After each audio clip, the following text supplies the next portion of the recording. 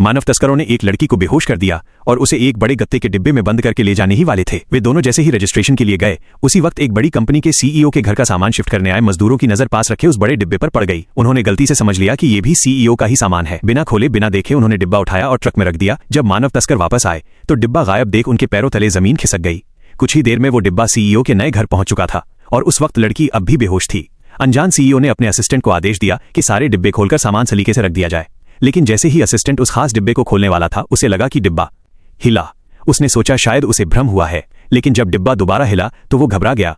CEO को बताने पर सीईओ ने इसे उसकी कामचोरी का बहाना समझा। मजबूर होकर असिस्टेंट ने हिम्मत करके डिब्बा खोल दिया। डिब्बा खुलते ही सब कुछ उलटपुलट हो गया।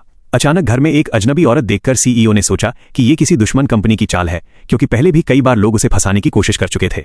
वहीं लड़की खुद पूरी तरह घबराई हुई थी। उसके सामने खड़े आदमी को अधनंगी हालत में देखकर वो और ज्यादा चौकन्नी हो गई। उसने उल्टा सीईओ से पूछ लिया कि उसने उसका अपहरण क्यों किया। सीईओ को कोई बहस करने का मन नहीं था। वो उसे जबरदस्ती बाहर निकालने लगा, लेकिन लड़की ने डर के मारे उसे खींच लिया। सीईओ लगभग गिर ही पड़ा और दोनों एक दूसरे से टकरा गए। गर्म सांसें, नजदीकी, शर्मिंदगी और उसी पल पहले से कमजोर डिब्बा पूरी तरह टूट गया। गुस्से और शर्म से लाल लड़की ने सीईओ को जोरदार थप्पड़ मार दिया और भागते हुए हवेली से निकल गई। कुछ देर बाद असिस्टेंट को जमीन पर एक फाइल मिली लड़की का रिज्यूमे। ध्यान से देखने पर पता चला कि यही लड़की कुछ दिन पहले कंपनी में इंटरव्यू देने आई थी। जब सीईओ ने उसकी डिजाइन फाइल देखी तो उसकी आंखें चमक उठीं। उसे एहसास हुआ कि लड़की में जबरदस्त टैलेंट है। उसने तुरंत असिस्टेंट को आदेश दिया। इधर लड़की घर भी नहीं पहुंची थी कि कॉल आ गया। वो खुशी से उछल पड़ी, लेकिन उसके हाथ की पुरानी चोट फिर से दर्द करने लगी। 5 साल पहले की बात याद आ गई। तब सीईओ पर दुश्मनों ने हमला किया था और उसे छत से नीचे फेंकने वाले थे। उसी पल लड़की ने दौड़कर उसका हाथ थाम लिया था, लेकिन सीईओ तब बुरी तरह घायल था, बेहोशी की हालत में था। उसे लड़की का चेहरा याद नहीं रहा। दुश्मनों ने लोहे की छड़ से लड़की के हाथ पर वार किया। तभी से उसके हाथ में स्थायी चोट रह गई। पिछले 5 सालों से सीईओ अपने उस जीवन रक्षक को ढूंढ रहा था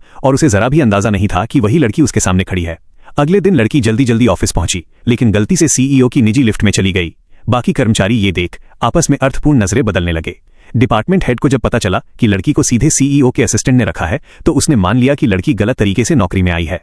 वो उसे निकालने का मौका ढूंढने लगा। उसने जानबूझकर लड़की को एक जरूरी फाइल सीईओ के केबिन में देने भेजा, जबकि सीईओ को बिना अनुमति के कोई अंदर आना बिल्कुल पसंद नहीं था। लड़की जैसे ही केबिन में फाइल रखने गई, पीछे से सीईओ आ गया। वो घबरा गई और फिसलने लगी। सीईओ ने समय रहते उसे थाम लिया। आंखें मिली। लड़की ने उसे पहचान लिया और पूछ बैठी कि वो यहाँ क्या कर रहा है। सीईओ ने अपना परिचय दिया। लड़की हंस पड़ी। अगर तुम सीईओ हो तो मैं उसकी मां हूं। उसी वक्त सारे कर्मचारी अंदर आए और सीईओ को सलाम किया। लड़की शर्म से जमीन में गड़ जाना चाहती थी। डिपार्टमेंट हेड ने मौके का फायदा उठाकर उसे डांटना शुरू कर दिया और सीईओ से उसे निकालने की मांग की। तभी असिस्टेंट ने चुपके से सीईओ को बताया कि 5 साल पहले की घटना में लड़की ही उसकी जान बचाने वाली हो सकती है। सीईओ ने सबके सामने कहा कि वो नई है, उसे एक मौका दिया जाए।